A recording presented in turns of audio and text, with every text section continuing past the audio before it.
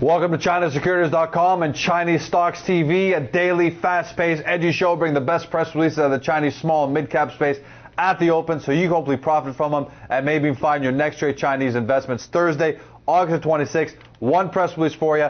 That's typical. We're the last days of the dog days of summer and we're moving into Labor Day weekend. So not a surprise that companies may be sitting back on news, but we do have APWR Energy Generation Systems trading on the NASDAQ, APWR. They put out their Q2 2010 results. This is for the period ending June 30th. Unaudited as usual. The company is a provider of distributed power generation systems in China and a manufacturer of wind turbines. We'll get to that in a second. Highlights: revenue up 30% to $74.8 million.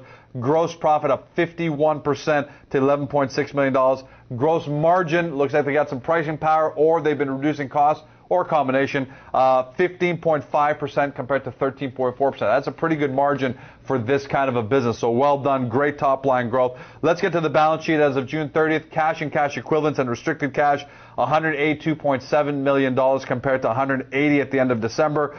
Prepayments, deposits, other receivables from customers, $86.7 million compared to $52.5 million. Now, if the majority of that are prepayments and deposits, that's great. It shows that there's a significant increase in business, but you got to make sure a significant portion of that didn't come from the receivable side, because that would suggest a potential problem in getting paid. Short-term loans, that jumped to $63.1 million, up from $19.9, but that may not necessarily be a bad thing if they've entered into some new initiatives, and it looks like they have, and I'll talk about that. Working capital up by about $22 million to $178 million, and finally, shareholders' equity, $357 million compared to $252 million.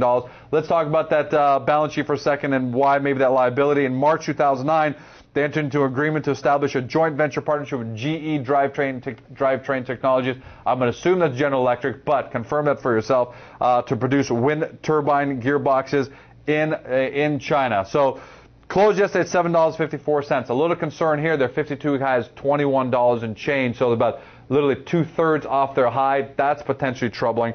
52-week low, $6.76, or bouncing just off their 52-week low. So this may be a company that's still in trouble. You're going to have to do some due diligence to find out. Or, given these numbers, this may also be a situation the company is righted the ship, turning around, and you may be picking this back up on the upswing. Either way, definitely worth some time. Do some due diligence. Go over their press releases and make sure there haven't been any massive negative events over the past 12 months or so. That's a wrap. As always, quality over quantity. One great company for you today, but if you look for more great Chinese small mid-cap companies, get stuff to the front page of ChinaSecurities.com. 3 things to do there. 1, watch this show from the front page or through our syndication partners at iTunes, Google Video, you name it.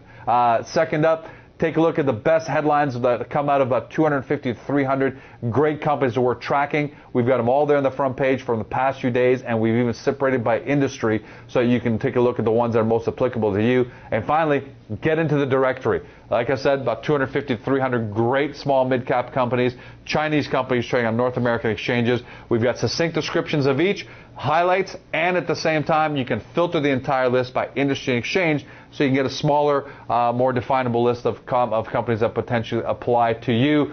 That's a wrap. Have a great day. See you tomorrow.